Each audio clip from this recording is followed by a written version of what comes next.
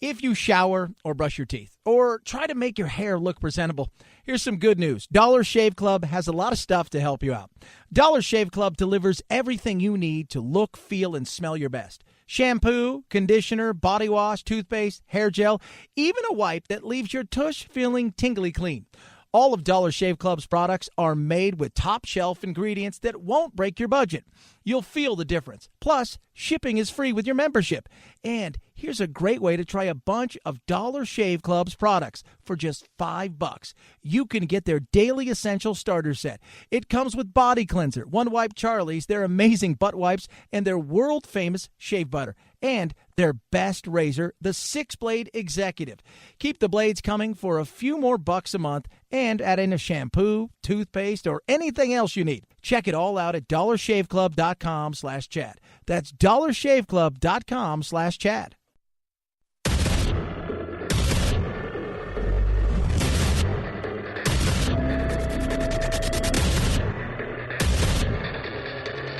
Independent in thoughts and punk rock in life. It's the Chad Benson Show.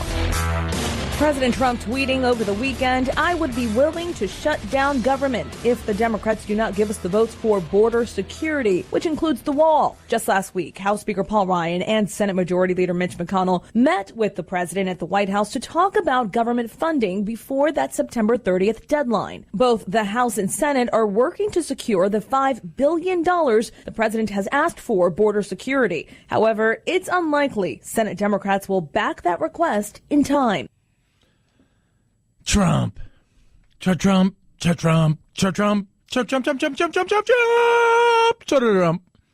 loves doing stuff like this. I don't know if it's good or bad. You know, I mean, it's here's the one thing I do know. You got to give these politicians a deadline, right? Because when it's open-ended, as we have seen, they get nothing done. They're not going to start working on this funding until about 24 to 48 hours before they need to get this sorted out. Because why should they?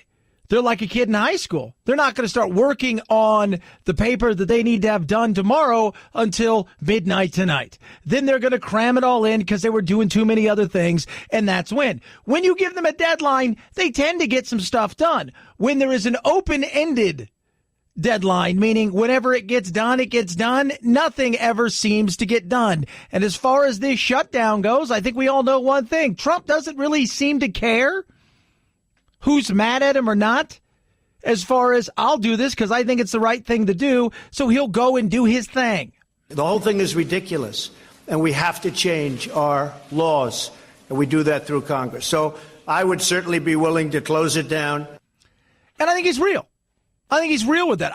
Look, we've got an issue with the border, and this is one thing that I think people need to take in when you're thinking about Trump is a guy that wants to say, I promised you this, therefore I did it, right?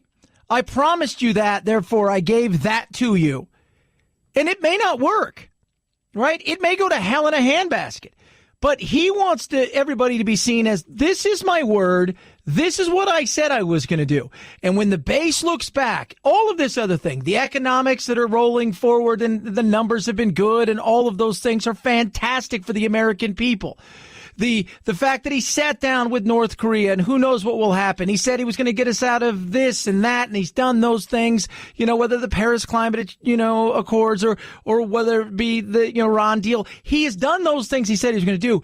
But all along the way, there was one thing in particular that the base wanted him to do. One thing, and it was about the wall, right? Obamacare, that's a big one, but I lay that at the feet of the Republicans who had years to get this thing sorted out and didn't get a repeal and replace done, even though he said that's one thing he wanted done. But the wall is the thing that he wants to be. He could do all of this other stuff. He could go on for president for the next 6 years. He could preside over unprecedented growth that we haven't seen in forever and a day. He could preside over peace in our time. He could sort of deal out with North Korea and all of these things. But if he doesn't get that wall done, there are going to be people upset with him, and he himself is going to be upset with himself because the sizzle is what sold the campaign and brought people to it. The steak might be great, but they bought the sizzle long before they bought the steak. I really do think the fact that Obamacare never got repealed and replaced fully and the wall never got built, which were pretty much the two biggest motivating things. Look, I think chain migration is a problem. The visa lottery is a huge problem. I want all that stuff done. Not to mention all these other great initiatives the president has. I'm not trying to be Debbie Downer on this thing, but I am saying that the top one or two promises the president's made are not even in the works at this point. And this is should make people very, very concerned and motivated to get things moving, and yet I'm not seeing it. I'm not feeling the energy. Yeah, that right there is Breitbart editor-in-chief Alex Marlow, and he's right. He wants that wall, and there are some things that he made a promise for that I think to him, no matter how good or bad his presidency is or isn't going to be, because there's so much drama around his presidency, all these other things, that wall is something that he has told his base he was going to get done. It is a symbol and a fight between the left and the right, and he wants it done, done, done. We could sit back here and we could debate whether or not the wall's going to work. I don't think it's going to work. Other people seem to think it's going to work. I don't think it's going to work. Having been down on the border, having seen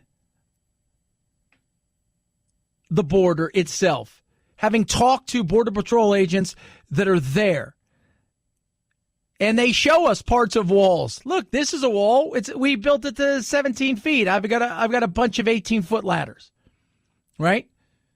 Until we fundamentally change it all, building one thing is going to be the end all to be all to fix it.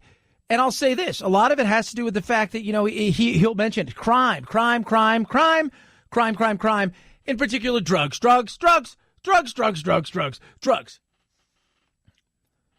We consume the drugs. If we didn't consume the drugs coming across the border would be a waste of time, right? It would be a waste of time. But the reality is we consume these drugs, and because we consume the drugs, they will find a way to get them to us. That's something to also think about. So just because you put up a wall and you may make it harder there doesn't mean they're not going to find other ways to get it here, more ingenious ways to get it here. But this wall is more than just something I think that is going to be built and he's going to say, this is going to stop everything. This is the end all to be all. This to him is a symbol for a lot of his followers, his voters, his base. There's a reason we wanted the wall, and that was so that all of us don't have to be on constant alert for the next wave of poverty-stricken, very needy, uneducated immigrants pouring across our border. That's why we wanted a wall. We need a ref. And Coulter right there. Yeah, you know what? I mean, I understand what she's saying, but if you think about this for a second, right? Just play this through your mind when it comes to immigration. And this whole shutdown is going to be based on the fact that he wants his thing and he wants to get it now. And this is something he wants. And unlike other presidents where they say, I want to do something, as they all find out, yeah, you're kind of at the, mercy of the other politics that are around you. What is the House and what is the Senate going to do? What are they going to do to get the things that you want done actually done? To him, this is a symbol of his presidency. And he wants, for all the flip-flopping, and I take words with a grain of salt. It's actions to me that matter more than anything. Right? I've had 100 people tell me something, promise you the world. But how many of those 100 have come through and delivered and shown not just with words, but with action to get stuff done? And for Trump, Everybody debates on his words. They hang on his words. They look at his words. They dissect each word. They go through line by line, all that stuff. They pick stuff out in there and they say this, that, and the other. To me, it's about action. This is the thing that got him on notice for the people of America. Both sides, by the way.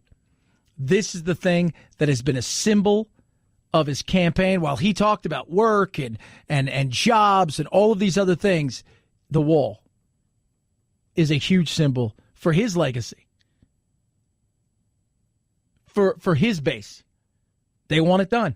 And I don't think he will think this is a successful presidency until he gets that thing done. And if it means shutting down the government this close to an election to get it done, I think he'd be fine with that. 323-538-2423 at Chad Benson Show is your Twitter. I want to thank Greg Knapp for sitting in me for a couple days. Really appreciate that. Hope you guys had a good weekend. I took a few days off with Jack, enjoyed ourselves, had some fun, saw a movie, just did fun stuff. Even he managed to hit some golf balls, and it was lovely. It really was lovely. I've got to be honest with you. This time of year, it's just nice to do nothing and to be out there doing nothing. Sometimes the best little staycation is the nothing staycation, when you don't worry, you don't fret. Producer Phil and I were talking about it earlier. Sometimes I've talked to more and more of my friends who will go away for a week, and they'll say, you know what, we're leaving that Saturday morning. I'm coming back Friday night because I need Saturday, Sunday to recharge my batteries for my vacation. And a bunch of my friends say those are sometimes the best 2 days of the vacation. 323-538-2423 at Chad Benson Show is your Twitter. Got a Twitter poll up. We're going to touch on that in a little bit. But first, let's talk about how expensive life can be. You know it. I know it. And every once in a while, we're looking for some ways to protect ourselves, some CYA things. Car Shield is one of those things. They're amazing. Extended vehicle protection from Car Shield makes the process of fixing your car for a cover repair so easy. Everybody out there, I see it. I don't see a lot of new cars. I see a lot of people driving cars. Their used cars are in great shape. They want to keep their cars. They're happy with their cars. They don't want another payment, but they like the security of knowing that they had a warranty. That warranty is gone. It's no more. It is expired. But if you get Car Shield, you can take a deep breath, because with Car Shield, you know those cover repairs will be covered in a very easy way. The cost of things nowadays, even a simple repair to a sensor costs you over $1,000. The engine costs you $5,000, $6,000, $7,000. Don't do that to yourself. Don't do that. Get Car Shield. Let me tell you what Car Shield does for you. You get 24/7 roadside assistance, which is amazing. You get a rental car for free while your car's in the shop, and they allow you to choose the shop you feel comfortable with. You can take it to the dealership. You can take it anywhere you want to take it, right? Take it to your favorite mechanic down the street. They'll get them paid directly. No fronting them anything. Save yourself thousands in future car repairs and the headache and the worry. Get covered by the ultimate extended vehicle protection like I did. Call 800-CAR-6100. Mention code Benson. Visit carshield.com. That's carshield.com. Mention code Benson. It's going to save you 10%. It's that simple, kids. Carshield.com. Code Benson saves you 10%. Or you can call 800-CAR-6100. Use the code Benson. Save you 10%. A deductible may apply. At Chad Benson Show is your Twitter. ChadBenson. We got a Twitter poll up. We'll talk about that. Also, RBG, Ruth Bader Ginsburg. What did she say over the weekend? That's got the left super excited. Chad Benson Show.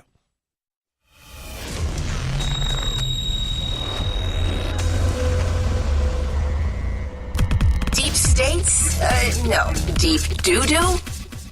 Yeah. The Chad Benson Show. Usually the person who loses the shutdown is the person who caused it. And Donald Trump is making no bones about it that he might think of causing it. Yeah, he is not making any bones about that causing thing that he may do. I think the reality is that Trump doesn't care, wants his wall. Wants his wall. That's why I said, look, if I'm the Democrats, this is the one time when you can play a little bit of a game, have a little bit of power. He wants his wall. Well, the crazies out there in your base, you need to get a control of them. Because you can go to them and say, look, we're going to get DACA. We're going to get a better opportunity for people to come here in a much easier way.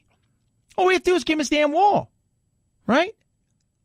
Now, we can't look like we're selfish and we want everything. If we have a chance to move and get this thing done, why wouldn't we want to do it? The problem is people are afraid of a certain group in their base that is loud, that is socially, as far as the interwebs go, mobile force, that it's able to really get in there and get in their faces. And so they're afraid. But if you have an opportunity to go in and get some of the things that you want, some of the things that you really care about, why wouldn't you? And yeah, I think he will push for a shutdown because he wants his damn wall. We've funded in the Senate the president's initial request. We're going to continue to discuss it with him and hope that in the process here we can achieve what he would like to achieve on the wall and also get these appropriation bills signed into law. Yeah, well, we'll see if that happens, Mitch. To me, I don't know if it's going to happen. I think, quite frankly, that Trump is going to play this until somebody, blinks. And it may be his party long before it's the other party. And he's owning up to it. Usually when there's a stop, a work stoppage, which none of us really notice, but they make a huge deal about, we have to guess which side's going to get blamed for it. More often than not, the right's going to get blamed for it. This time, there's no guessing. He's like, I did it. It was me. And I'm going to tell you why. 323-538-2423 at Chad Benson Show is your Twitter. Each and every day at this time, we like to drop it like it's hot. In certain places in this country, it's been very, very, very hot. We call this our urban word of the day. It's time for the urban word of the day, fam. What? Right now? Time to get a little more hip on the streets. I can't understand a word you're saying. Urban word of the day. I think many of us use this. A solid maybe. What? Yeah. Hey, Jim, I'm having a big party on Friday night. You going to come? That's a solid maybe. Meaning, maybe I'm going to come, a solid maybe, but the reality is we don't want to come. It's nicer than probably not, but the reality is it's the same thing. I'm going to give you a solid maybe on that one. Maybe I'll be there. Maybe I won't, but it's a solid maybe at that. Is your urban word of the day. Thank you for saying that in dated urban slang so that I'll understand you. That there was the urban word of the day. We damn stretched your cranium. Lawsuits make me laugh none more than this. The TV commercials show a guy pulling up stalks of ginger and finding cans of Canada Dry ginger ale there instead of the root. Then they say, real ginger, real taste. Julie Fletcher bought it and lots of Canada Dry, thinking that since ginger root's supposed to soothe the stomach, it would help her kids feel better when they were sick. Then she found out, after years of buying it, there's actually very little ginger in ginger ale.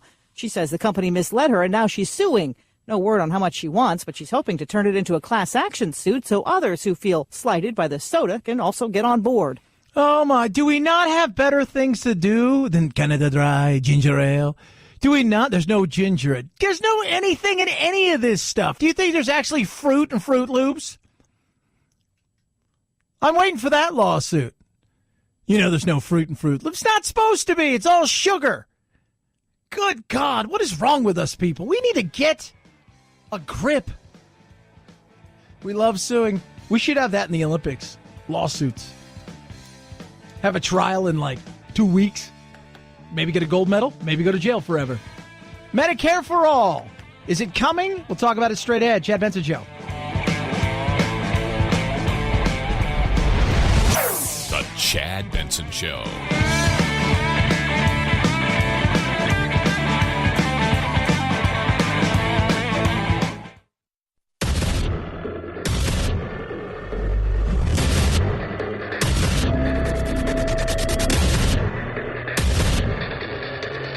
Independent in thoughts and punk rock in life. It's the Chad Benson Show.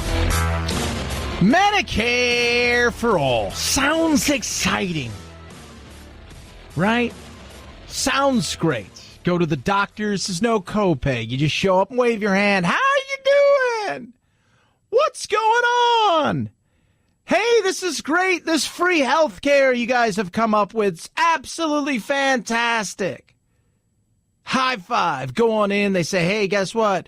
We have found something. We got to give you a knee replacement because your knees. Oh, great. That's not going to cost me a penny. You guys going to do it tomorrow? Oh, yeah. Well, no. It's going to take us a while to get to it. Oh, what? Yeah. But it's free. Oh, okay. But free is not really free, right? Free is never really free. And Bernie's been out there shouting it for a long time. We could do this, Medicare for all, doing his thing. Now you've got the Ocasio-Cortezes and the Elizabeth Warrens, and the left in itself has come out in big numbers behind this, right? Like they want this because it's going to be free, and free is great, right? Free's awesome. Free doesn't cost you a thing. It's absolutely free. It says so right there. It's free. It doesn't cost you a penny. It's free. Let me tell you about free, kids. I lived in Europe. I was part of the NHS, the National Health Service. That was my free health care, right? My free health care. My taxes for my free health care, well, that's a different story. But it was free, Chet. It was free. I will give you the free part. It did not cost me a dime out of my pocket in the bank account that I have. The difference is the money that went into my bank account was far less.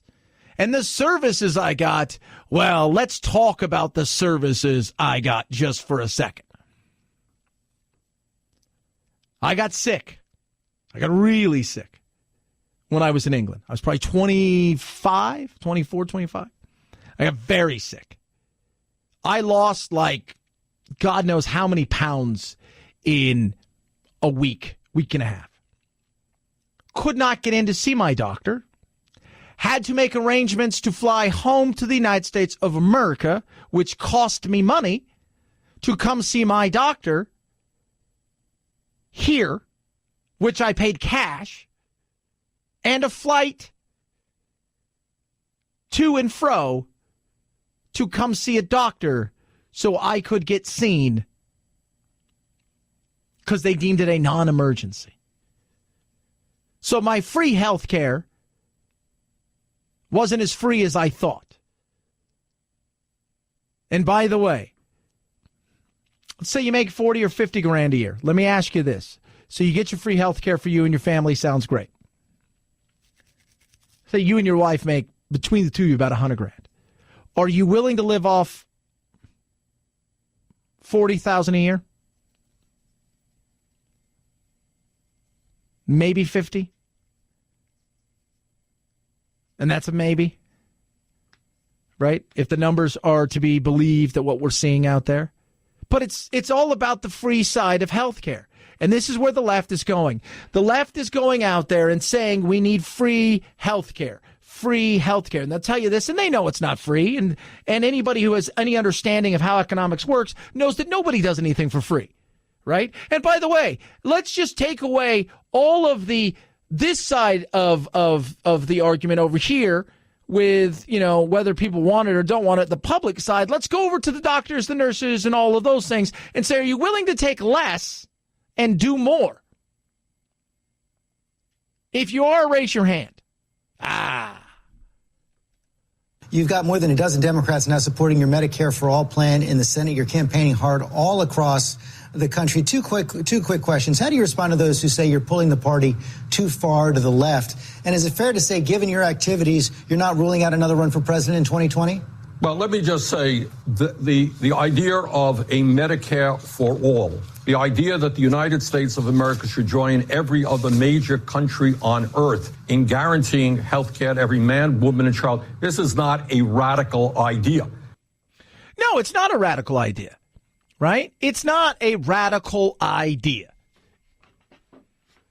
But what it is the reality of what we've gotten accustomed to, what things cost, what doctors, nurses, the lawyers of everything, all of these, these things that take place in their world, the cost of their business, the cost of all of these things, that doesn't change, right? They're used and accustomed to certain things. It's also not so expensive to go to medical school elsewhere, right? There's a lot of things that go into it. And one of the things we like here, and I'll be honest, I was at Phoenix Hospital, Children's Hospital the other day, And you don't get that in Europe. You don't get that look. You don't get that feel. You don't get that niceness. Now, some of it's overkill. I'll say that. Right?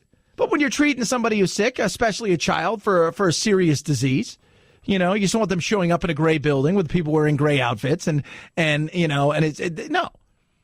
Right? There's a lot of waste. We can solve a lot of what goes on with our medical issues here by eliminating a lot of waste that we have inside of the medical world. And we've talked about that. Why is it that this thing that I'm holding in my hand, this phone,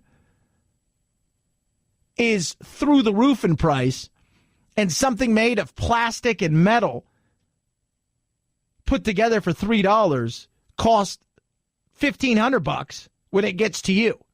Why is that? There's a lot of questions that need to be answered, but because of the money and the lobbyists that are at Washington on K Street who have all of this huge power, and they wield this power by writing big checks, they continue the status quo. They do. And I'm not saying there's a lot of people out there, even on the right, who are at the point where they would just rather get this thing, you know, either we're going to do this or we're not going to do this. More and more polls are showing that people are fine with that. Do I think that somebody who has cancer should go bankrupt? No, I don't. Do I think somebody who breaks an arm that it should be $5,000 to fix your arm? And yet over here, this person's paying $300. Why is that? Why? Why? There's so many questions into it. It's not we're going to do this, we're going to do this. How about we try to solve some real problems first? Because one thing we've not done with medical and health is we've not delved deep into trying to fix the problem. We've ignored it. We've kicked the can. We've taken the money, but we've never really tried to address the problem and fix it. But I'll tell you this, it is growing, and more people out there are excited about the opportunity of having something for free, but wait till they get the bill. In fact, poll after poll shows that a majority of the American people support that idea. People want to know why, as a nation, George, we are spending twice as much per capita on health care as do the people of Canada or many of the European countries, while our health care outcomes are not necessarily as good. No. And the fact is, there's some truth in that. Why do we spend so much? Well, because we have so many administrators. We have so many. But your health care provider, the person that's going to provide your health care, meaning your doctor, your physician's assistant, your nurse assistant, you know, all the nurse practitioner, all of those people, to get to that person, your paperwork and all of that stuff and your information has to travel through so many people to get to that person. Then you've got codes and you've got all it's insane. It is insane. Why do we spend much? Now, in saying that, and I've always said this, if you've got a broken arm, being in England, it's a wonderful thing. It's cheap because it doesn't cost you anything. Yes, it costs you your taxes, but you don't have to worry about it. If you've got cancer, you're going to want to be here in America. If you got something really bad, this is the place you want to be.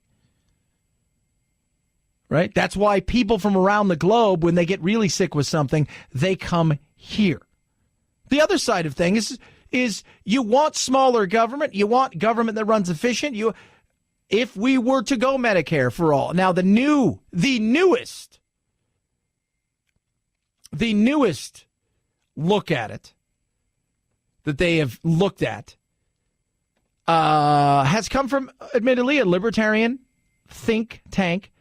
And they have said that it's about $32.6 trillion over 10 years is what it would add on the amount of money we spend. $32.6 trillion. I say cut that in half, right? Let's give them the benefit of the doubt. They said they did miss a few things on this. So let's just say it's $18 trillion over 10 years. $1.8 trillion we're going to add every year. The cost of you and I, the taxpayer, what that's going to cost us for free health care in our taxes is insane. On top of that, the cost, right? So you've got that just for the taxpayer, right? To our businesses is going to be insane. You start adding these things up, and then you start to see how much the government will swell in its size. I just don't think it can be done. Doesn't mean we can't do something. But I think at this moment in time, no, it's a pipe dream. It is. Now, I'm not saying it's never going to happen, because I'm telling you right now, I think at some point in time it is going to happen. But I think there are things out there that we can do along the way to fix a lot of what ails us. Because most of what ails us when it comes to the healthcare world is self-inflicted. And we could fix a lot of that. But it isn't until somebody says, hey, and you want to know what you want to be the first trillionaire? You still got time. Sort out a Costco, Walmart, Amazon way of doing healthcare, and you'll become a trillionaire. And I think it's out there. But a lot of people don't quite understand what free means. Free doesn't mean it doesn't cost you anything. It just means whatever that you were going to pay, you've already paid 1,000 times over through your taxes. And yeah, we spend a lot, but know this. I've lived in places where we have snowbirds, and you know what snowbirds do? They come from Canada. And you know what they do here in America? They pay cash for things they know it would take years to get to in Canada, like hips and knees and things of that nature. It might be free, but it's also free on their time. Meaning we'll get to you when we can. 323-538-2423 at Chad Benson Show is your Twitter. You can tweet at us. It's the Chad Benson Show.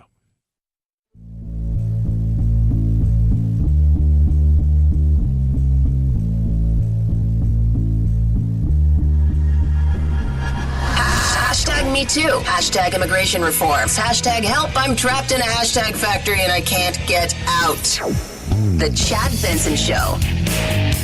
So, Sacha Baron Cohen is at it again. This time, the honorable but not so honorable, did he or didn't he?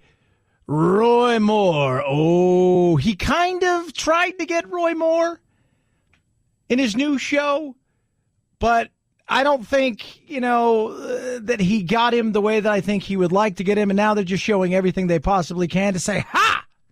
We got you.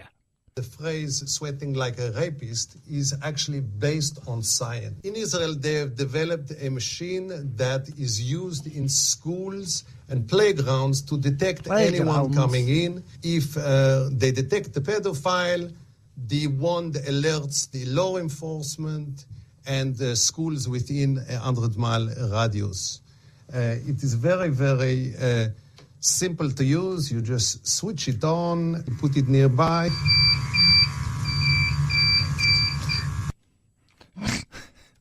So obviously the wand is supposed to go crazy when it gets near Judge Roy Moore, and he didn't really take too kindly of it, thought it was BS. I've been married for 33 and never had an accusation of such things. I am not accusing you at all. This is well, not... then, if this is an instrument, certainly I'm not a pedophile. Well, I don't know. This is 99.8% accurate. Well, it is not saying that you are a pedophile, of course not. I am simply cutting this conversation right now. No. Thank you. Have you been nice. I support Israel. I don't support this kind of stuff. Thank you. No, Oh, they're always getting the gotcha moments, right? Like they're always getting the gotcha moments, and that's what the whole thing is. It's about getting people. And look, this is the only time this thing's going to go on because, and these things have all been filmed. They're just putting them all together and releasing them slowly but surely. If you get caught now in something like this, I think that's kind of on you, right? Now, I could see a fake phone call or something like that where, who knows? Maybe something gets through. But if you're face-to-face with somebody, it's on you now. It's on you. But it just goes to show you where these people's worlds are, right? Like the Hollywood's world is in Hollywood land, and political people live in their own little, world, right? And they live in this world where they don't realize that this is a setup. This is a joke. They don't even understand who it is. Even when they say it with Sacha Baron Cohen, they have no idea who that is. They don't. And I sit back and laugh, and people get mad at me because they're like, do you support something like that? And I'm like, yeah, actually I do. I think it's funny. I think it's hilarious. If you get got like that, It's hilarious. And if you can't figure out that somebody is playing you, you shouldn't be elected to anything. And Roy Moore caught on early. Stepping away. Right? Others haven't. They went through the entire thing, or at least a good portion of it, before they thought something screwy was going on there. 323-538-2423 at Chad Benson Show is your Twitter. I'm going to say this. Do you feel old? Do you? I'm waiting for reports from some of you. I'm not joking. This is my job. 40 years. That's how long ago. We can't afford to have a toga party. You guys up for a toga party? Yeah. It's not gonna be an orgy. It's a toga party. Toga! Bluto right there, right? Just Otter, all of them, Hoover. Just a great movie. 40 years ago, that movie came out. Like, does that make you feel old? I remember watching it as a kid, and my mother thought it was like some sort of, she didn't know what it was, and we had a VHS, and I'd watch it over and over again because there was boobies, and it was just crazy, and all of that stuff, and she finally caught on that it wasn't that, but 40 years, man, time flies. Couldn't make that movie today. 323-538-2423 at Chad Benson Show is your Twitter. Hey, I've partnered with an amazing company. They're called AMAC. They are incredible. How would you like to join them for free? They give these incredible benefits to you joining them. Doesn't cost you a penny. On top of that, they advocate for great things like immigration reform, Social Security reform, things like that. It is really amazing. If you want 40% off great theme parks like SeaWorld, Legoland, Six Flags, Disneyland, Disney World, or access to discount hotel bookings, rental cars, travel, things like that, 40% off movie tickets, this is the place to be. You can join free, no tricks, no gimmicks, no credit card. Go to amac.us/Chad. That's amac.us/Chad. Doesn't cost you a penny. You can also call them at 888-355-1668, 888-355-1668. All the benefits you want, like you may get from that behemoth, left-leaning, ginormous ARP, yet all of the great advocacy that you love. This is what you're going to get with AMAC. 888-355-1668. Chad Benson Show.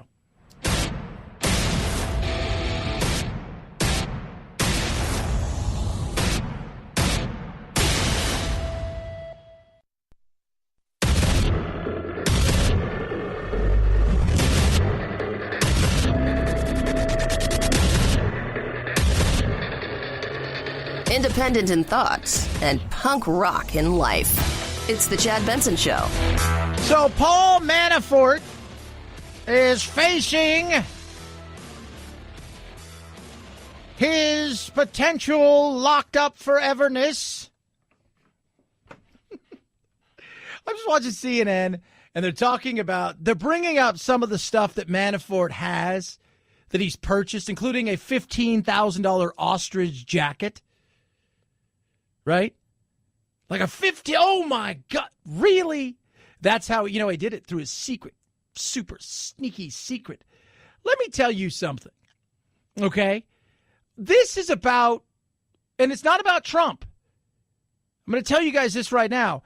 The judge believes that this thing is a farce, was going to throw it out, decided after seeing something from Rod Rosenstein and the prosecution and Mueller and them, seeing some classified information that was going to allow this to go through. But the reality is the judge has said this entire thing is a farce and it's all about getting Trump. The prosecution has told the witnesses, do not mention the T word. Don't talk about Trump. Do not talk about Trump. Don't say the word Russia. Don't talk about any of this stuff. This is about banks and tax fraud and stuff like that. That's what this is about. Manafort is facing charges of bank and tax fraud. We're not expecting any mention of Russian collusion, though, or the Trump campaign during the trial. In fact, sources telling us that witnesses have actually been told not to utter the T word. That word, of course, is Trump. Don't utter it. Don't say it. Don't do it. And if we're going to talk about he's got lots of stuff, A lot of rich people have lots of stuff. Right? A lot of rich people do. Do people avoid taxes? They may very well get him on this, although it's a very archaic rule that they're going after him with. The chances of him getting this, I don't know. But as I'm reading through a lot of this stuff, they talk about all the stuff he has. I don't care. There's all kinds of people. I bet if you go tonight to any rock star's house, they got all kinds of stuff that they don't need, right? People buy stuff all the time who are wealthy. All kinds of crazy stuff. Like crazy stuff. This weekend, I read a great article in, I think it was in Wall Street Journal, talking about what the new thing is to have in Hollywood and that the ultra wealthy across the board are getting. And you know what it is? It's sharks. They love sharks. Right? They love sharks because sharks show power is the way. And they shows this woman sitting in this really neat kind of living room thing. And there's like a little fireplace. It's a $35 million home. And you can walk on these giant stones and they've got like a couch there. And she's sitting there watching television. And underneath her feet are all of these big sharks swimming. Oh, what? People buy stuff. $15,000 ostrich jacket. Like, that's what you're outlining? Well, he's got all kinds of things. I'm sure he did hide some money. In fact, you could probably go around, tons of people who are wealthy and find out where some of their skeletons are. And those skeletons are bank accounts that they don't want you to know about. Right? Some of it may be legal. Some of it may be questionable, and some of it may be illegal. Some of the biggest soccer players in the world, Cristiano Ronaldo and Lionel Messi, arguably the two biggest athletes on earth. Just both of them were convicted of tax fraud in Spain, had to pay huge sums of money. And one of them, subsequently, Cristiano Ronaldo, said, I've had enough. They're always chasing me for more money. It's always this. It's always that. I'm leaving. And he's now gone, moved to Italy. If they want to get you, they're going to get you for whatever reason. But it's about Trump. Man, it's Trump, Trump, Trump. That's what this is about. That's what Ellis, the judge, has said. This is about Trump.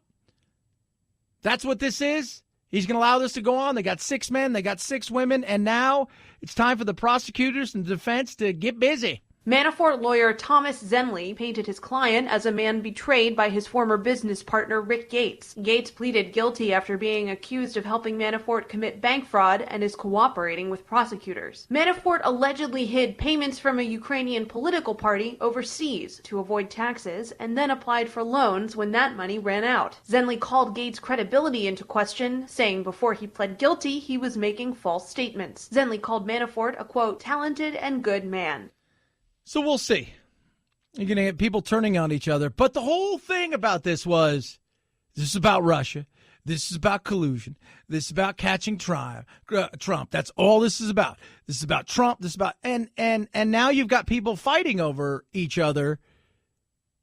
And the reality is might he have done something wrong? It's possible. But just because you catch somebody doing something wrong doesn't mean that other people, right, like Trump or his kids or any of this, had anything to do with it. Well, they got Michael Flynn. Michael Flynn did something stupid. He tried to pad his wallet, and he did something stupid, didn't disclose what he should have disclosed. Then he lied to the vice president, and then he got canned. Right? All of these things you could talk about all day, but it doesn't make Trump guilty of Russia, collusion, stealing the election, right? Because I was talking to somebody this weekend, and they made it seem like Manafort didn't do any of this thing before Trump and Russia met, and then they did it as soon as he got with Trump. They went out and committed these crimes. Like they had done nothing wrong ever in their history. And the minute they met, he's like, I got a great idea. I'm going to go out and do some stuff. No, doesn't work that way. Doesn't. And the fact that Manafort is going forward and pushing this, I'm interested to see. I'm interested to see how he comes out of this thing. Is he going to spend forever in jail, or is he going to walk scot-free? He's got enough money to fight this thing, at least in the short term. And if he wins, are they going to, because he's got another trial. It is really interesting to see if that thing falls apart. 323-538-2423 at Chad Benson Show is your Twitter. Medicare for all, right? Would you be interested in it? I was talking to somebody else over the weekend, and they're right side of the aisle, but they're at the point where they would like to see Medicare for all because they're just so frustrated with the system we have now. They're angry about the system. They think the system is so broken that there's just no way that it's going to get fixed anytime in the near future. So what do you think? We got a poll question up. Is it time for America to have Medicare for all? 29% of you say yes, it is. 61% of you say nope, it's too expensive.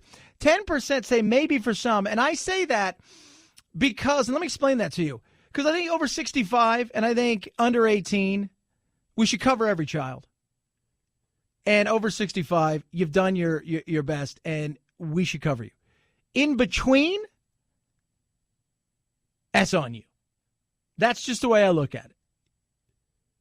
Because I think every kid should have health care. I got no problem with that. I got zero problem with that. Having been through health care in Europe, the socialized kind, having seen how it went for me, my frustration with that, considering when I got sick, I had to come to the United States to get diagnosed because I couldn't get in to see my general practitioner. They call them the GPs, general practitioner, but they just say, oh, you're going to go to your local GP. That's all they call them. And I couldn't get in. I couldn't get in for the life of me. And I lost a ton of weight. I had to fly over to America. It cost me a lot of money. That was my frustration. And if you like the DMV, right? If you like the DMV, then you'll love socialized medicine. If you don't like the DMV, you're not going to like it. And this is one thing I we've touched upon, but I'm going to tell you this. If you want to see a gap in things, right? We talk about the equality gap. We talk about all of these things. If you want to see a gap in stuff,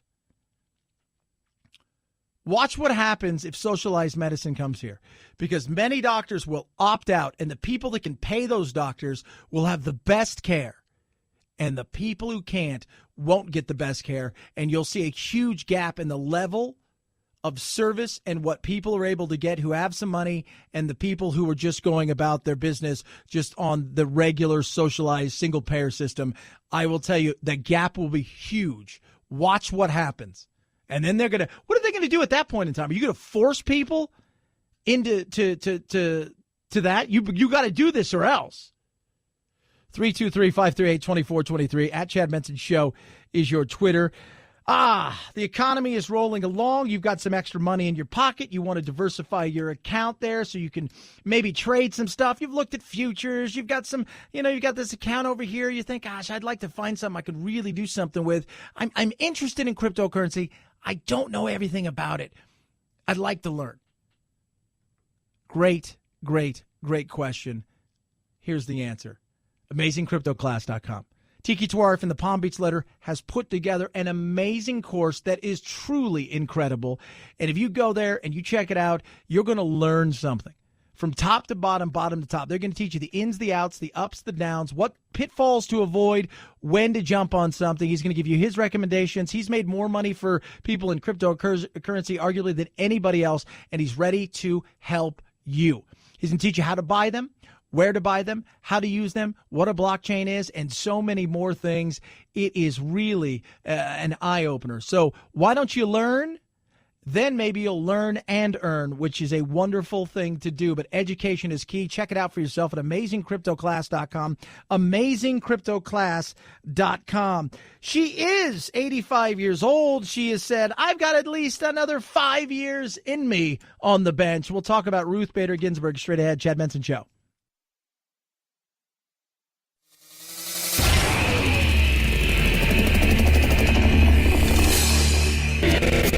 Are you PC and groupthink brainwashed? Time for a double detox shot of Chad. Supreme Court Justice Ruth Bader Ginsburg says she hopes to stay on the bench for a while longer. On Sunday, the 85-year-old told CNN, "My senior colleague, Justice John Paul Stevens, stepped down when he was 90, so I think I have about at least 5 more years." Ginsburg was appointed to the court by President Clinton in 1993. Yeah, that's the left. You can hear them cheering because she is the face of the court for the left right now, as a beacon of somebody that they think will be able to fight the right. And the 5 years is kind of a symbolic thing. Thinking she's going to be able to make it through these next 5 years. Here's the thing, though. If Trump wins in 2020, let's say he runs again, right? Let's throw this out there. He wins in 2020. 5 years, he'll still be president. So think about that. And you look around and you say, who else could be next in that court? Who knows how many picks? If he makes it through 2 terms, right, he decides to run again, wins, who knows how many more picks? He may have 2, maybe 3 more picks. And you never know what could happen nature-wise either. Meaning she's 85 years young, but the reality is if something was to happen to her, God forbid, I don't want anything to happen to her. But you also have to do the math. She's 85. It could happen to anybody. So something to think about there is, what if scenario. 323-538-2423 at Chad Benson Show is your Twitter. You can tweet at us. Interesting. John Oliver here talked about Facebook and really went after Facebook because remember Facebook, they had this ad that's come out talking about all kinds of crap that you came here for this, but this is what you got and blah, blah, blah, blah, blah. We came here for the friends and we got to know the friends of our friends. Then something happened. We had to deal with spam, clickbait, fake news, and data misuse. That's going to change. From now on, Facebook will do more to keep you safe and protect your privacy so we can all get back to what made Facebook good in the first place, friends. Because when this place does what it was built for, then we all get a little closer. You. Facebook was doing literally exactly what it was built for. That's why it was worth $600 billion. Yeah, that's it. It was doing everything it was supposed to do. You were the product. They gave you something for free. I was never fooled by it. You don't get anything in this world for free. Somebody's gathering your data. Somebody's looking at your stuff because they want to market to you for whatever that reason. Sometimes it was nefarious, right? And other times it's for things like golf clubs, fishing equipment, a new car, whatever. But you were the product. You got something for free. And what they did was stupid. John Oliver decided, hey, let's play with them a little bit. Public opinion of Facebook has clearly never been lower, and it seems that Zuckerberg and his company could really use a friend, a real friend, one who'll do more than mindlessly like everything they do. They need a friend who understands who they really are, a surveillance system disguised as a high school reunion, a friend who thinks their ads should be upfront about this and who, in fact, has already produced a version of what that ad might look like. You came here for the friends. You got to know the friends of your friends. We came here for your data and the data of everyone you've ever come into contact with. Oh, they're not done. We were making so much money off of you, you don't even understand. But then you found out about it, and we had to testify and issue apology ads, all so we could lose $120 billion. But here's the thing. Nothing's really going to change. We've got your data. We've got your friends. And really, where are you going to go? Friendster? That's why we're going to keep finding subtle ways to violate your privacy so we can carry on doing what this place was built for, functioning as a haven for racist trolls. It's simple, it's easy, and it's true.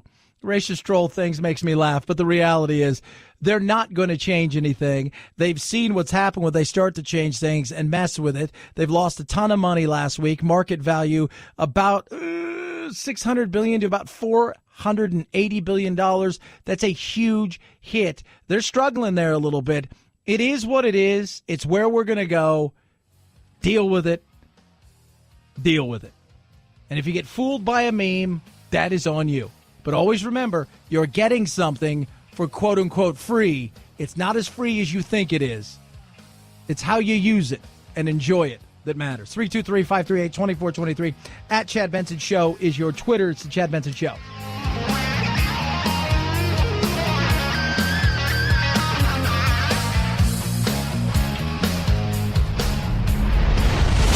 The Chad Benson Show.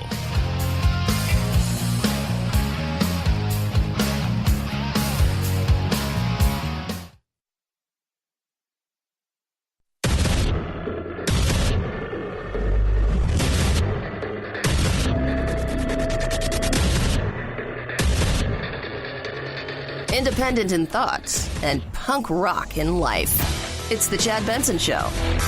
It'd be bad politics for the Republican Party to shut the government down. Would get blamed, and it seems to me there's a way to get wall funding and deal with the DACA population. Yeah, there probably is, but Trump feels like he's got to close this thing down. The whole thing is ridiculous, and we have to change our laws, and we do that through Congress. So I would certainly be willing to close it down. Yeah, he probably would be. And right before the November election, he wants that wall. He needs that wall. You want that wall. You need that wall.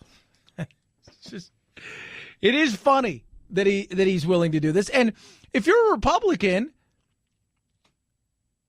you're worried about this because normally there's a whose fault is it, so you can lay blame at both feet for this. Is like Trump's like, it's me, I'm raising my hand, I did it, I'm doing it because I want this money to fix this, I need wall money and nobody's giving it to me, and I promised my people who put me in office that I was going to build that wall.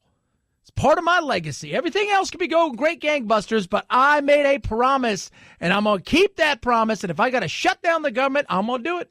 We've funded in the Senate the president's initial request. We're going to continue to discuss it with him and hope that in the process here we can achieve what he would like to achieve on the wall and also get these appropriation bills signed into law. Mitch McConnell right there. You hear with the enthusiasm in his voice, just always excited. That guy could he could work a crowd. Man, I'm just like, geez, you're a great crowd guy. But he wants his wall. And some of it is legacy. We could fix something between us and Iran that makes the world feel good. We could sort out North Korea and get away some of those nuclear weapons, although they seem to be doing some things that make us raise our eyebrows. But, nothing was ever signed or dealt with. So, and I think until, no need for a victory lap, even though he kind of took one. The reality is 6 months or a year from now, we could be in a situation where we're back to, tweeting at each other, ready for hatred and anger. But he could fix that. We could be just growing at a robust pace that he could be just standing on top of the world. But look at our economic world. We're at 4.2. We're at 4. We're at 3.8 all the time. It's just amazing. He could be doing all of those things. But, and here's the but, for him, his campaign came to life when he talked about a wall. His campaign, for all of the other stuff that was talked about in the campaign, jobs, trade, deficit, all of those things, it was about that wall. Right? It's that big hit. Like when you'd go see him in concert, for a lot of people, what's what it was, right? You go see him do his thing. He starts talking about the wall. That's that band that plays that hit, right? You go see that band. They may have had a couple other hits that are pretty big, but then they play that song. And for him, that song is about the wall. And he wants it. And he's willing to put them on a timeline, which makes the Republicans probably, makes their butts kind of clinch a little bit, and they got to figure something out. But here's the thing, and if you haven't noticed this, our politicians are a lot like high school kids, particularly boys, whose teacher says, you know what?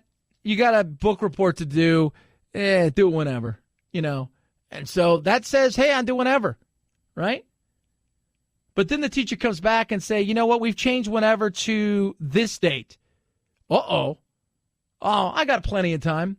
And then when that date gets there, it's midnight. They're cramming that book in there, writing that book report, handing it in. That's what they are. Until you tell them this is it, they're not going to roll with it. And so maybe lighting a little fire might get them to do something. Maybe it crashes on top of their heads and they look a mess. 323-538-2423 at Chad Benson Show is your Twitter. You can tweet at us. We got a poll question today. Do you think it's time for Medicare for all, right? Single payer system. Are you ready for it?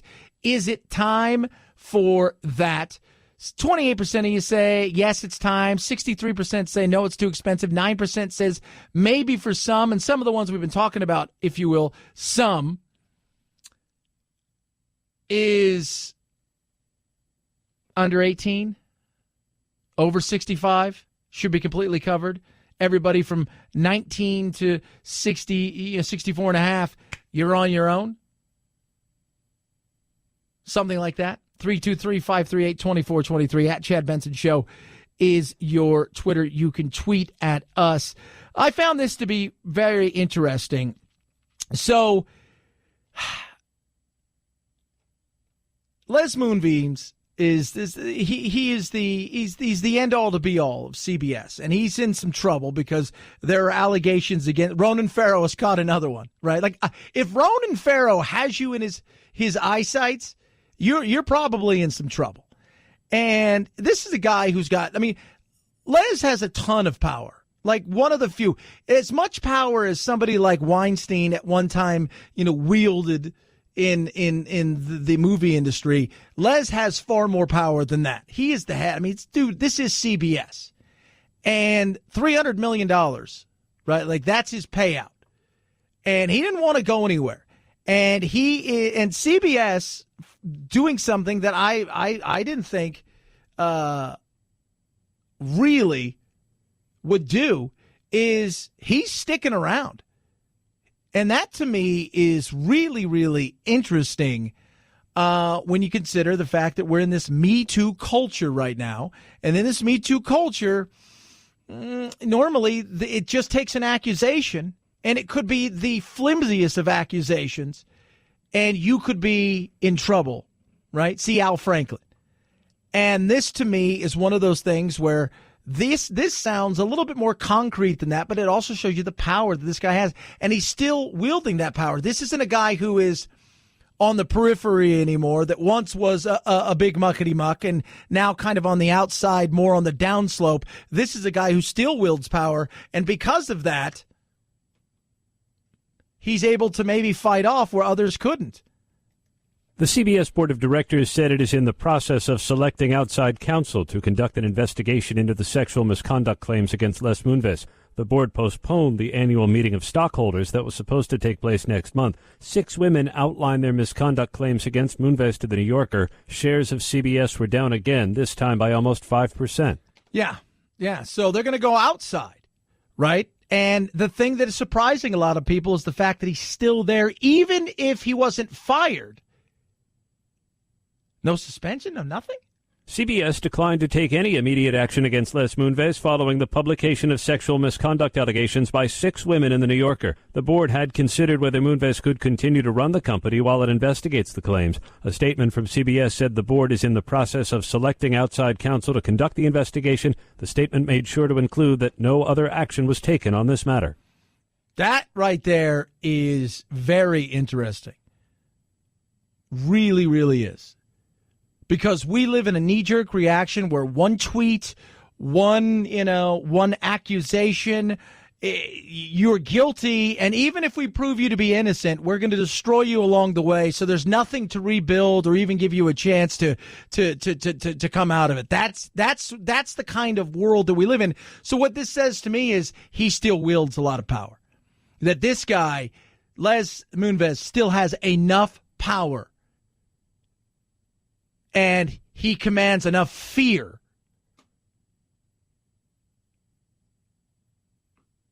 that people are afraid to take action. And that is very, very, very interesting. Ronan Farrow.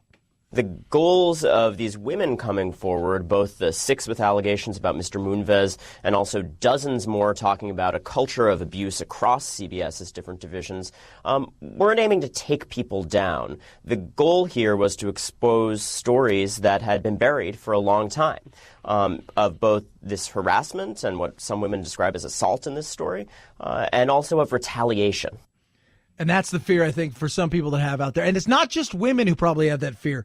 There are probably several men on boards across this Hollywood and other places who are waiting for somebody to get in trouble. And they're going to look over at them and say, so you're going to come after me, Steve? You're going to come after me, Tim? You're going to come after me, Roger? You're going to come after me? Well, let me tell you, I'll bring the whole house down on everybody else. That's something that I don't think gets talked about, especially in the higher ups when you've got old Hollywood or big business, the old boys network. They all probably have said or done something in the past where in today's world and climate, you couldn't say anything the way.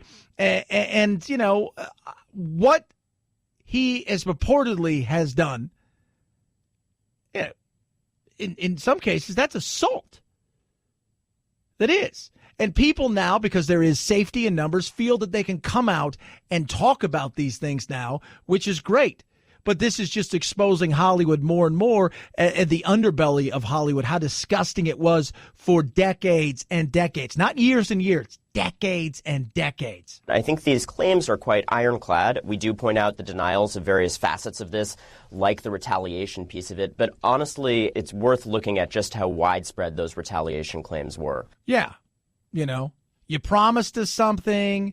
You know, then you didn't really give us something, but then you gave us something else. Like one woman, he promised her something, didn't give her to her, and at the same time, you know, gave her something else. There's a lot of that kind of, you know, I mean, it's you scratch my back, I'll scratch yours, and that's something that's been used for decades and decades, years and years, going back centuries.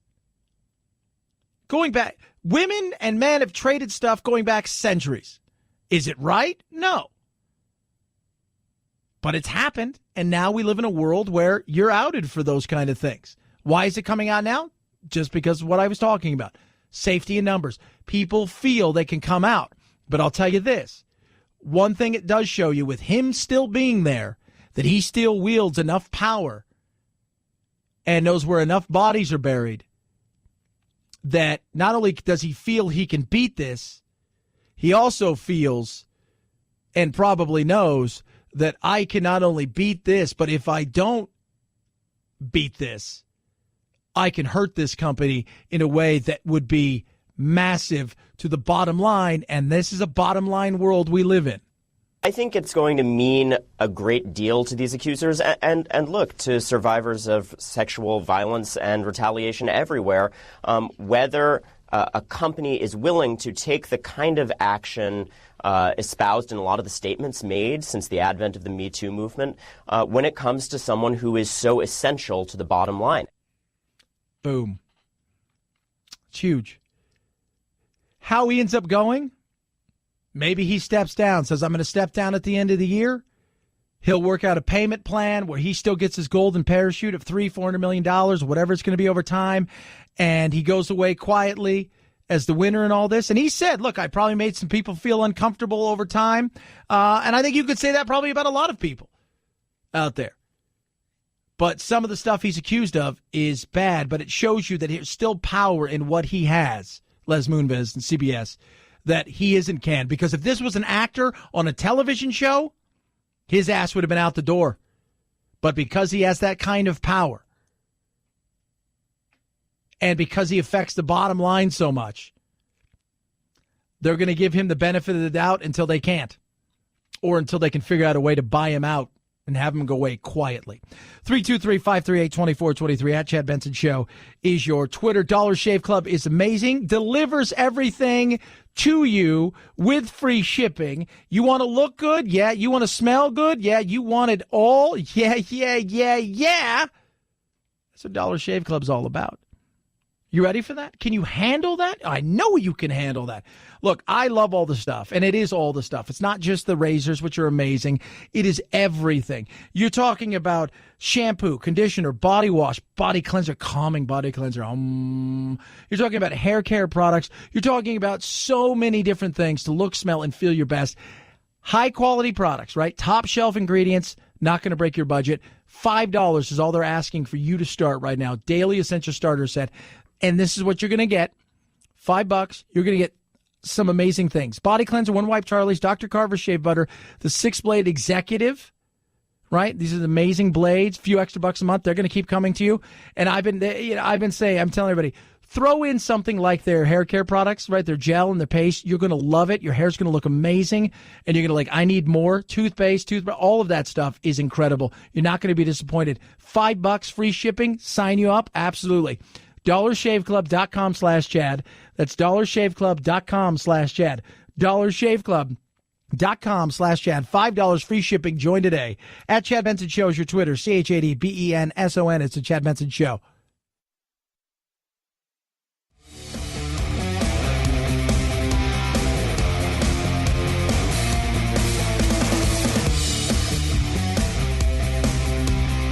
You call it ridiculous. We call it reality.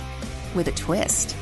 Say what? Say what? I didn't even know. Look, trafficking in exotic animals, people do it. You know, as a person who collects exotic animals, just lizards, big lizards, and I have a lot of them. I do the right things, permits the whole 9 yards, but you have to do, right? And you know, luckily my animals are non-venomous. I don't have to worry about any of those things. I buy captive-born. I try to, buy captive-born animals from reputable dealers and stuff. But some people are as stupid as they come. And we talked about it earlier. Sharks are the new big thing. People love having sharks. I had a buddy named Rusty, man. He had a giant shark tank, right? He loved it. His powers thing, shark tank. And people are buying sharks left, right, and center, and especially wealthy people, and they can afford to do, $10, $20, $100,000 worth of aquariums, and the upkeep is tremendous. So Miss Helen, who is a 16-inch long horn shark, was swimming around enjoying her aquarium in San Antonio the other day. So the San Antonio Aquarium is a very cool place. You go check out animals and everything. When a trio of ding-dongs, right, showed up and stole her, then took her out in a stroller. People were freaking out when they found out. They went to the surveillance. They saw them do it. What they ended up doing is, luckily, had surveillance in the front where you could see them driving away. They took tips from people, finally located Ding Dong and Double Ding Dong, went to the house and arrested them. The guy produced a receipt for the horn shark, which runs about $2,000, by the way. She's less than a year old. And he said, look, I bought this. And they're like, yeah, no, it's doctored, it's fake, it's baloney. And now they're facing charges, potentially federal charges. But the idea that you would go somewhere, like, I have never in my mind thought to myself, I'm going to go to SeaWorld today, and I'm going to steal something that's living, and I'm going to take it. Say what? Never has that ever crossed my mind. But some people out there, it crosses their mind. Stupid really is strong in America. 323-538-2423. At Chad Benson Show is your Twitter poll up. Do you think Medicare for all is a good idea, a bad idea? Take the poll at Chad Benson Show on Facebook as well. It's the Chad Benson Show. This is the Chad Benson Show.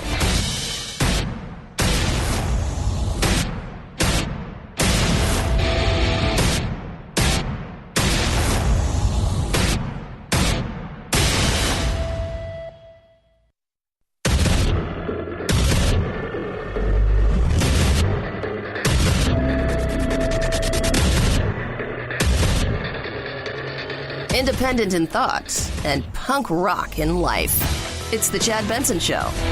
A smiling Paul Manafort entered the Alexandria, Virginia courtroom through a side door at 9 a.m. Wearing a dark suit instead of a prison jumpsuit, Manafort took a seat and chatted with his lead defense attorney. Day one of his bank and tax fraud trial is expected to be relatively quiet. Manafort's team challenged some of the exhibits presented by the prosecution, and the judge is expected to rule on what's admissible later today. Jury selection is also slated to begin. So 6 men, 6 women have been chosen in the Manafort case as jurors. They've been told essentially, we're not talking about Russia, we're not talking about Trump, we're not talking about collusion. This is the case here that we're talking about. This archaic money laundering, tax evasion thing. A lot of people think he's going to beat that. We'll find out right here what goes on. And it'll be very interesting to see what takes place. But this is the first of, whenever I talk to people about Trump, good or bad, they always say, you got Manafort, and you got this, and you got that. And I'm like, yeah, but which one of them is the one that's leading them to Russia? Right? Which one of them is the one that's taking them to the Russia? Because that's what it's all about, right? For a lot of people, you got to get to Russia. Got to get to Russia. It's always about Russia. It's got to get to Russia. None of these are. None of these are leading anywhere to that. These are individuals who, for all intents and purposes, either lied to the feds or they're coming after because their hopes are that these people know something about Russia and that they could capture these people, right? And that these people would eventually say, I'll tell you anything I need to know. I got all kinds of things about Russia. He knew exactly what was going on. He told me I need to do this. I've got tapes of this. I've got pictures. I've got drawings, whatever it is. But I doubt we're going to see any of that out of this. And here's the question. What if he beats this? What if he beats this rap? What if Manafort thumps this rap? Then what? It's not going anywhere.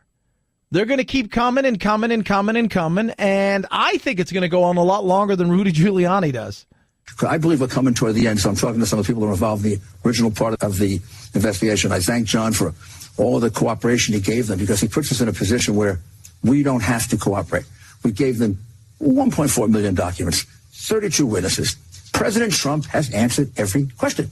And now they're looking at his tweets to investigate him. Obstruction of justice by tweet. I prosecuted obstruction of justice. If they're going to do obstruction of justice by tweet to impeach a president, God bless us. Yeah.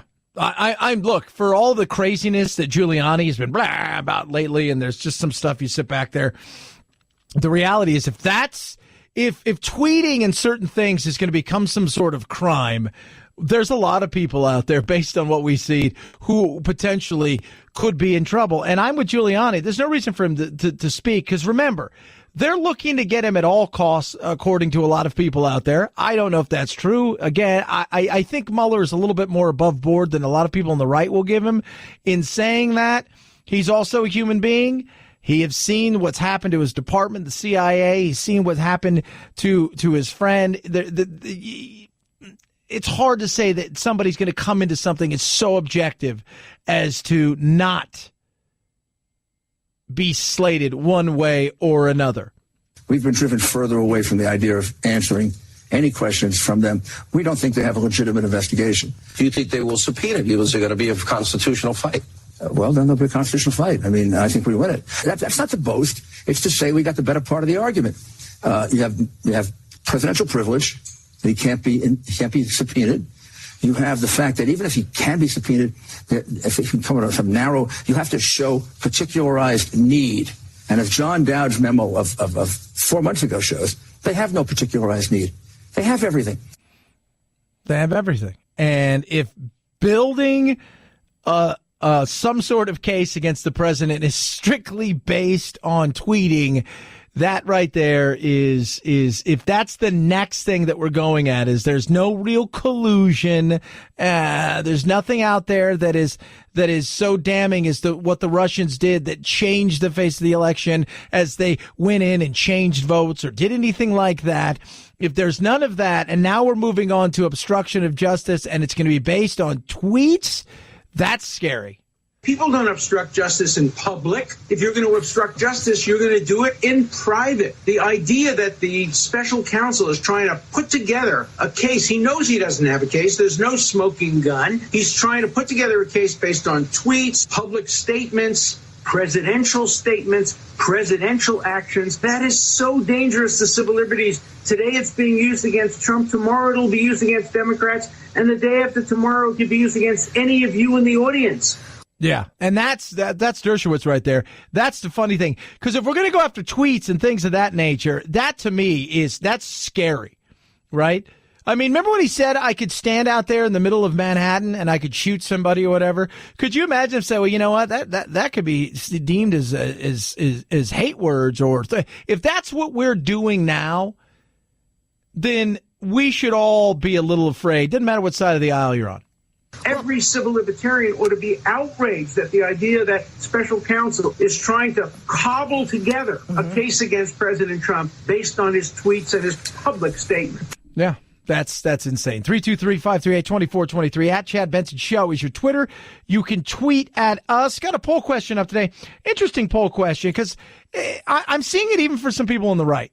People I've talked to who are frustrated at the failure of the right to do a lot of things when it comes to, repealing and replacing Obamacare, the failure to do anything, the expense of they're paying all of this money, and we are spending a ton of money. We spend way more than we should when it comes to health care, and people are frustrated about that. I'm frustrated about that. The amount of money I spend is ridiculous. And there is a call out there for a lot of people, even on the right. People are starting to say, you know what, if we're going to do this, let's do it. Medicare for all, single payer system, let's do it. How do you feel about it? You can text the program, 323-538-2423. At Chad Benson Show is your Twitter. We've got a poll question up again today is, should we as America start thinking about single payer? How do you feel about that? 30% say it's about time. 60% say no, it's too expensive, and 10% says maybe for some. And that some may be everybody under the age of 18, everybody over 65. Everybody else who's healthy and in a position to work, you got to provide your own. Maybe that's it. Take the poll at Chad Benson Show, 323-538-2423, 323-538-2423. So do you remember this whole thing with these children at the border? So they're separated right there. They're literally, people get across the border. We have this big net that they've made, and they shoot it out of a big gun, and it just swoops up the families. And then we just like shrimp or crabs on those shows, we hoist it up and then we let it down on the deck of the border immigration ship. And then we start sorting out, okay, you guys are going to be here, and we're going to take your kids, we're going to put them over here. And then that way we're separating you guys. Remember how that was the chaos. Oh my God, Trump is just evil. But we've moved on from there, right? Like, now you still got people talking about it. Despite the public outcry and the rebuke by the courts, the administration has demonstrated it can't be trusted to put the welfare of children above its own hard-lined views on immigration. Feinstein there. So what makes me laugh about this is not that the politicians are still trying to do something. They're still trying to talk about it because it needs to be talked about. We need to sort this thing out. But it's the public. It shows you how fast we change, right? So for a week or so, this was it, like the biggest thing. This is the thing that's going to damn the Republicans and President Trump. He's done for. This is it. And then it was Russia, and then we're on to something new. It's like that shows you the attention span of the American people. We don't really have an attention span that lasts longer than 30 seconds. We are an ADHD nation, especially when it comes to our politics, right? We want it today. We want the answer today, too, by the way, because then we got other stuff going on, and we're going to have to move on from that. And that's what we've done. There are still several hundred kids that need to be reunited with their family. Some of those people are already deported. There's some other issues with some of these other people, but then there's some that we need to figure this out. But this was the biggest story, and then people were going down to the border, and this was, oh my God, and we've moved on. You don't hear anything. Doesn't lead the news anymore. Nobody talks about it right now. It's collusion with Russia because after the meeting and the whole 9 yards, it's the shutting down of the government that Trump is threatening to do. All of those things. But we've moved on from there. And it does show you what the American people, both left and right, how much attention we could pay to something. And we can't concentrate on something for very long before we're already on to a newer, shinier piece of something. 323-538-2423 at Chad Benson Show is your Twitter. You can tweet at us. Dollar Shave Club is amazing. I traveled this weekend, had all my Dollar Shave Club products with me, including my sweet hair care products. That's right, I said hair care. My razors, my family loves theirs. They've got all of the products. You should join today. It's $5, free shipping. It's incredible. And I tell you what, the razors are the best you're going to find. The Dr. Carver shave butter is incredible, but their other products they have top shelf ingredients. It's not going to hurt your budget. Your budget's going to love you for it, and your bathroom's going to look awesome because it's going to be uniformity inside of there. They've got everything you need to look and smell and feel amazing. Shampoo, conditioner, body wash, toothpaste, hair gel, you name it, they've got it. And right now you can join $5 free shipping. This is what you get. You're going to get their daily essential starter set, body cleanser, one wipe Charlie's, Dr. Carver shave butter, their executive razor, 6 blades. Amazing. Just a few extra bucks a month. Those things are going to keep coming to you. People say, well, what else would you get? Would you get shampoo, toothpaste, anything else? I love their hair care products. You're not going to go wrong with any of them. And their toothpaste and their toothbrush are incredible. Throw something like that in just to get started. You're going to love it. $5. Join today. DollarShaveClub.com/Chad. That's DollarShaveClub.com/Chad. DollarShaveClub.com/Chad. At Chad Benson Show is your Twitter. ChadBenson. It's the Chad Benson Show.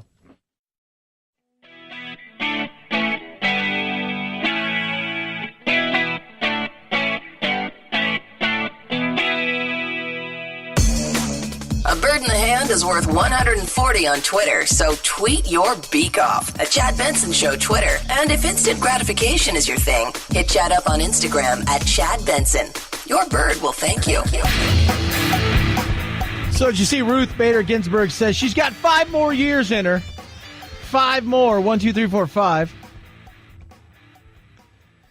I think she says that thinking that somebody's going to come in and beat Trump in 2020, that the Democrats are going to win this year, and that 2020 they'll usher in a new person, and she'll feel comfortable stepping away.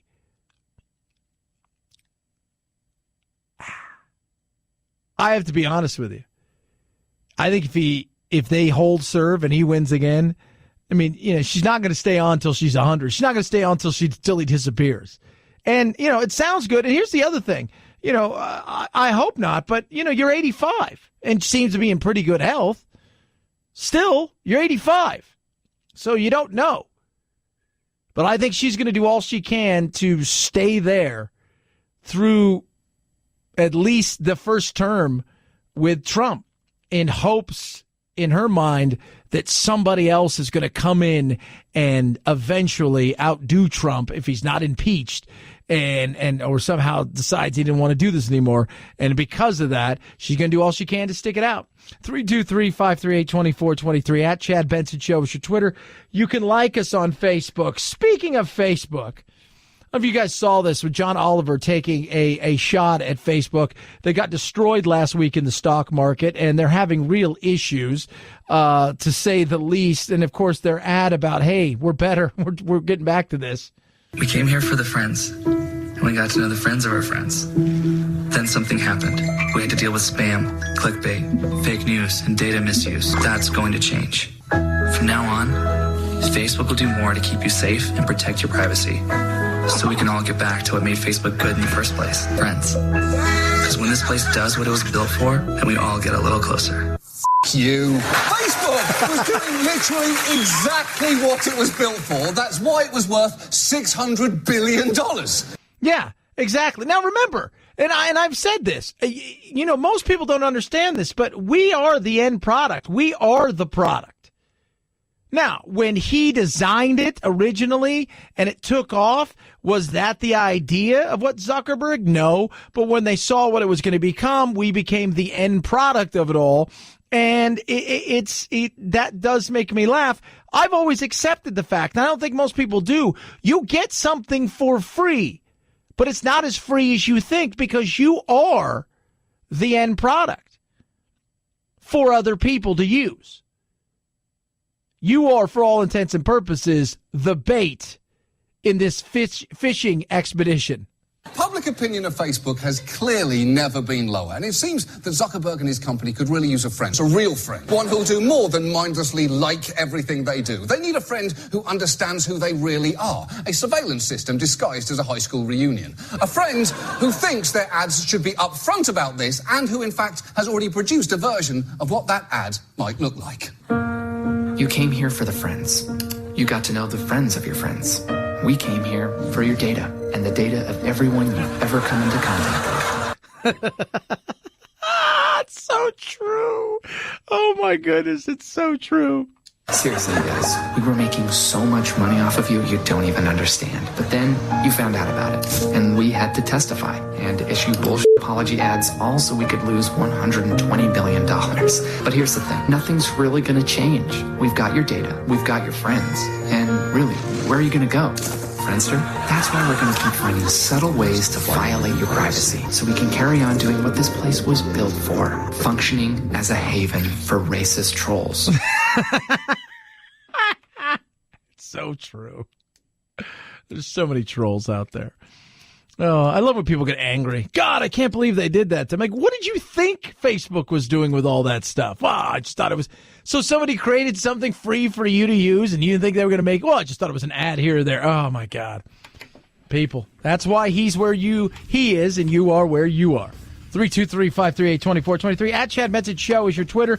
We'll touch on the poll question today about Medicare for all, single payer. Also, 3D printing. Interesting. Chad Benson Show.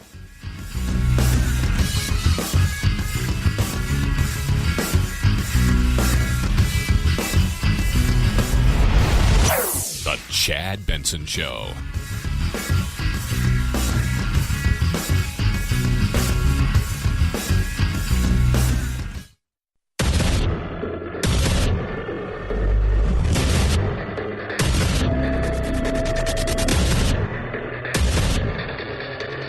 Independent in thoughts and punk rock in life. It's the Chad Benson Show. Oh, it is the Chad Benson Show. Thanks so much for making us part of your day. We're talking a little bit about Medicare for all, single payer. Are you at the point now where, and when I talk to people, it's funny. People on the left believe it's the right for everybody. People on the right that are like, they're at the point now where they're just so frustrated. They're like, let's just do this and get it over with. Right? They're going in the same direction, may not be for the same reasons. And, Bernie has been talking about, he's been touting it. More and more Democrats and are getting behind it. People that you wouldn't think that may not, yes, the Ocasio-Cortezes and the Elizabeth Warrens, but you're getting others out there that are for it. And I think a lot of what you hear when you hear people that are about single-payer system is they're just frustrated across the board. They're frustrated at everything. We no longer have the pay-as-you-go system. You got a broken arm, it costs this, you pay that. Why is it then when you go to the hospital and you virtually have the same identical issue, right? And then you get your bills, their bill is one, your bill is another. Why? Because they have this veil that's over everybody's eyes. They charge these wacky things. It is absolutely ridiculous. It's a game that both sides have profited off for a very long time, and that we're heading towards a single-payer system. I don't think it's going to be tomorrow, but I do think at some point in time it is going to be a real, viable thing in this country. And people also want to know why we pay by far the highest prices in the world for prescription drugs. So I don't see this as a radical idea. I see it as an idea that more and more people want. Medicare today is a very popular program. It's the most popular health insurance program in the country. Let's expand it to everybody over a 4-year period. Well, we'll see. I mean, what's that going to cost you? What's your free health care going to cost you? It's going to cost you a lot. We do spend a ton of money. Why do we spend it? Well, first and foremost, when you go to all these other countries, regulation compared to what we have here is so small. The cost of getting a drug through the program itself, right? So you want to test on this. Like first you're testing on this, then you're testing on a rat, then you're testing maybe on a chimpanzee, and then you get all the way to the point where you can test on human beings, and it is insane. That's one of the big costs. It's a huge cost. I think we was it about $2 billion just to get a drug to market? Not everybody's got that, right? So there's a lot that goes into it. Are you willing to give up all of that? Because if you tell a drug company today, hey, drug company, you're not going to make the kind of money that you used to making, but you've got to take all of this risk with very little reward. People are like, I don't want any part of that. We'll put our money elsewhere. And that's something to think about. What do you think? Is it time for America to have Medicare for all? 33% of you out there. 33% say yes. 58% say no, it's too expensive. 9% says maybe for some.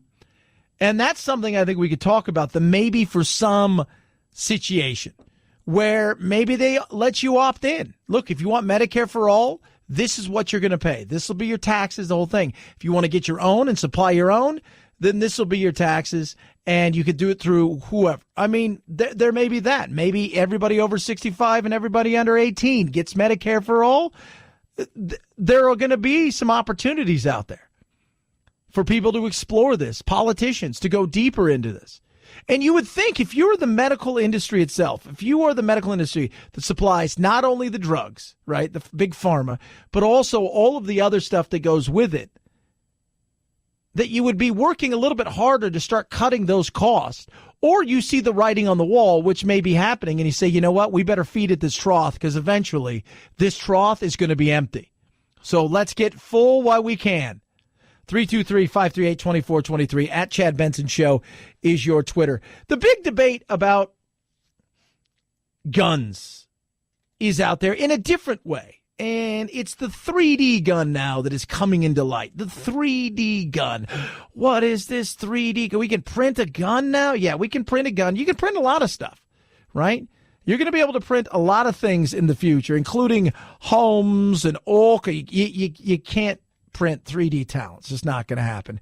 But it's a new era, and it's here, and people get ready for it because it's going to be interesting to see how government and people handle this. It could be the dawn of a new era in gun manufacturing.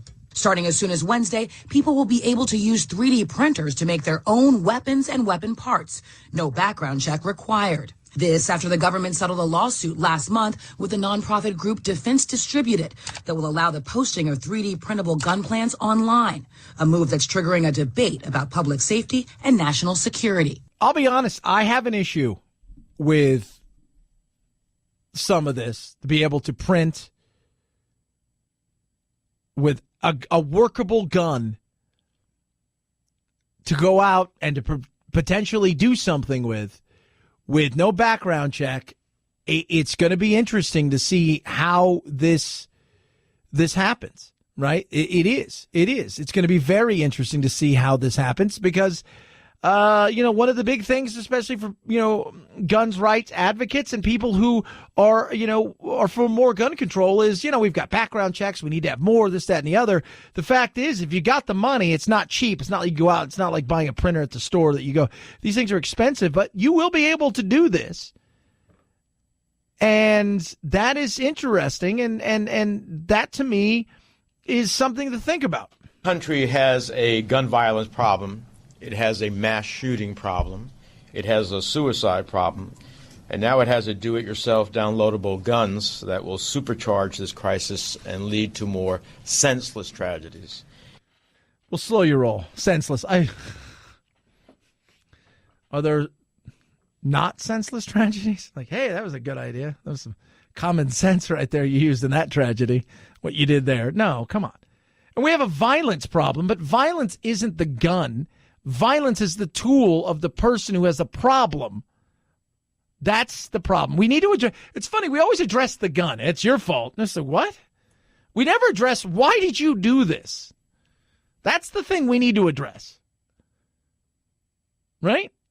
Is, we jump to the tool used in a horrible situation. Rarely do we go at the person. You can talk to people all day long about gun control.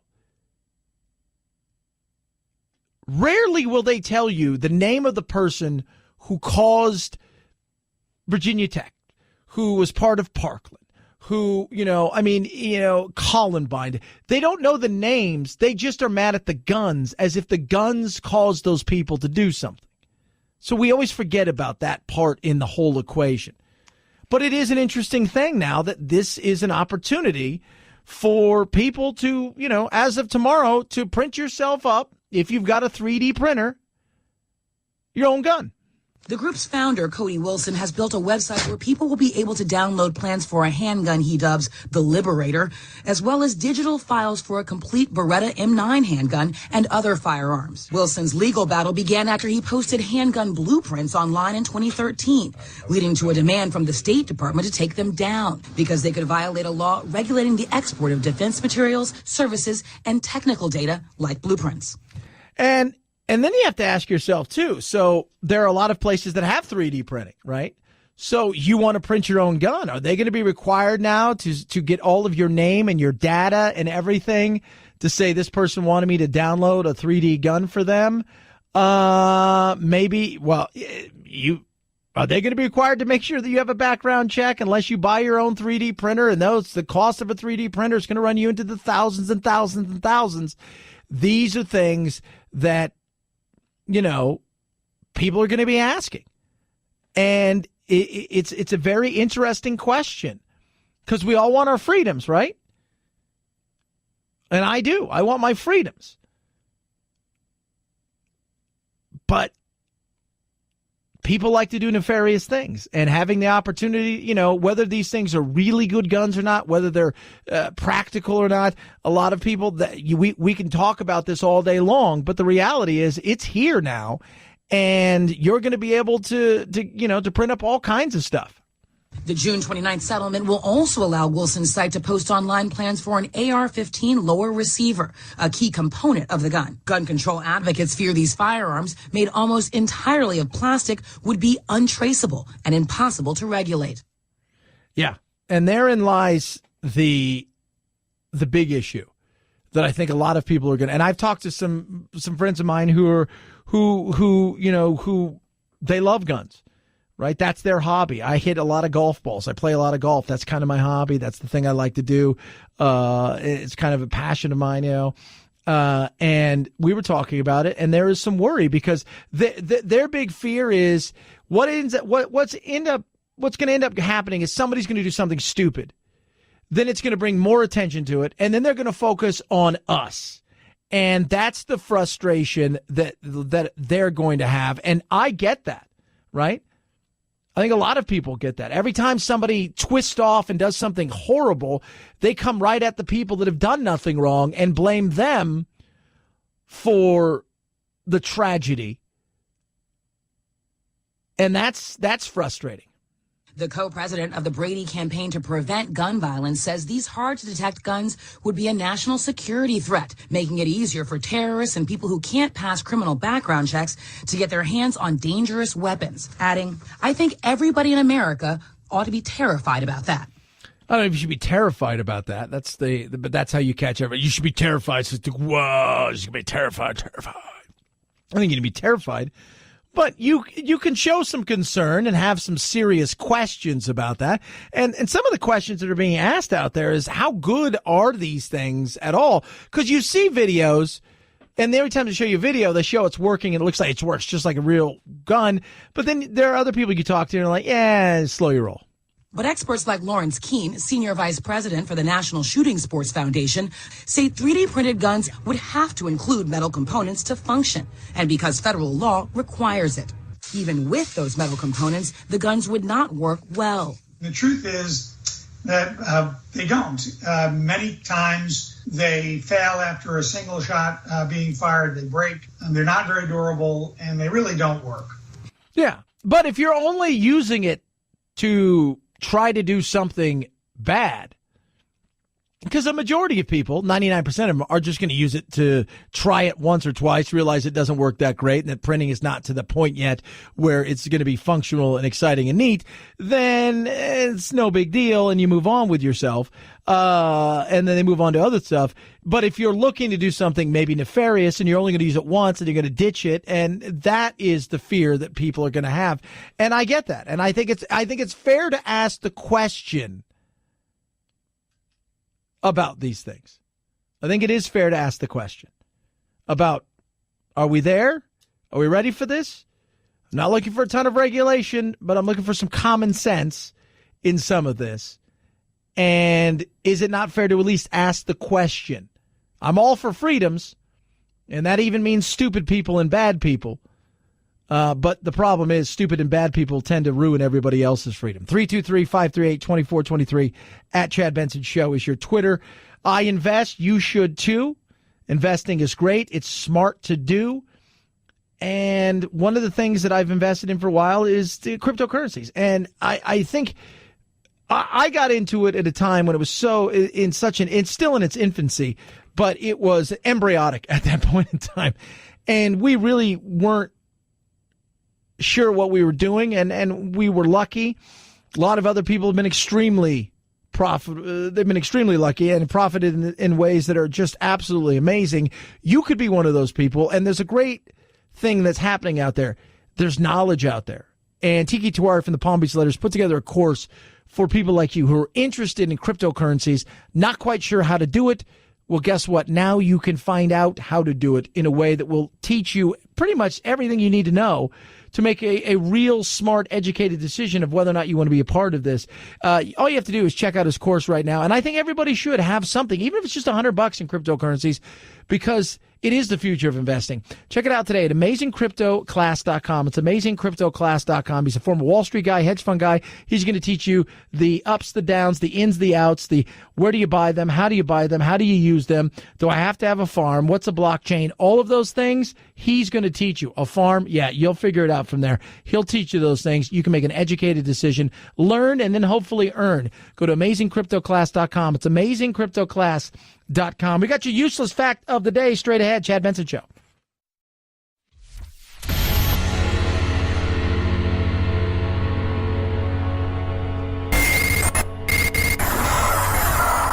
No fake outrage here, just the real thing. The Chad Benson Show. No fake outrage. I don't have time for fake outrage. People, oh, fake outrage, Chad. No time for fake outrage. Lots of time for humor. Right, and I'm all about that. So Roy Moore got punked by, yes, you guessed it, Sacha Baron Cohen. The phrase sweating like a rapist is actually based on science. In Israel, they have developed a machine that is used in schools and playgrounds to detect anyone coming in. If they detect a pedophile, the wand alerts the law enforcement and schools within a 100-mile radius. It is very, very simple to use. You just switch it on, put it nearby.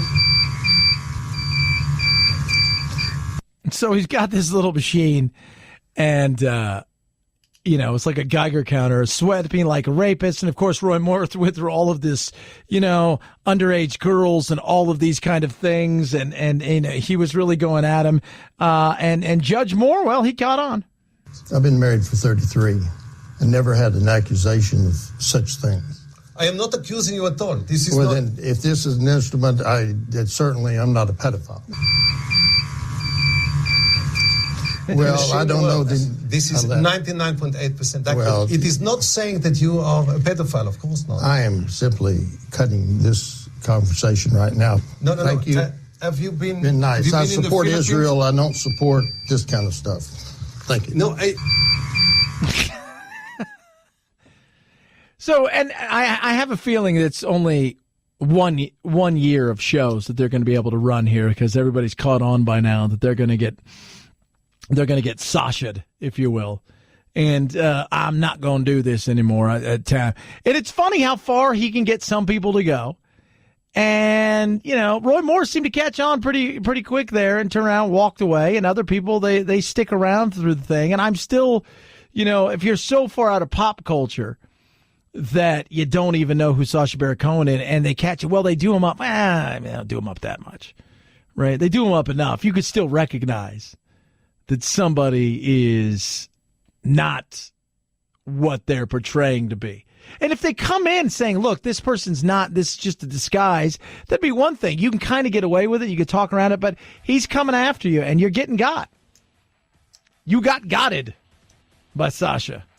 323-538-2423 at Chad Benson Show is your Twitter. Tweet along with us. Question of the day. Are we ready for Medicare for all? About 40% of you say, yeah. 10% of you? No, maybe.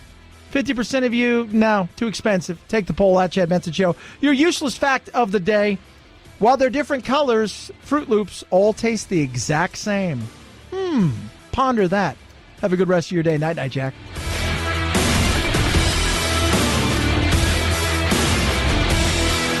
This is the Chad Benson Show.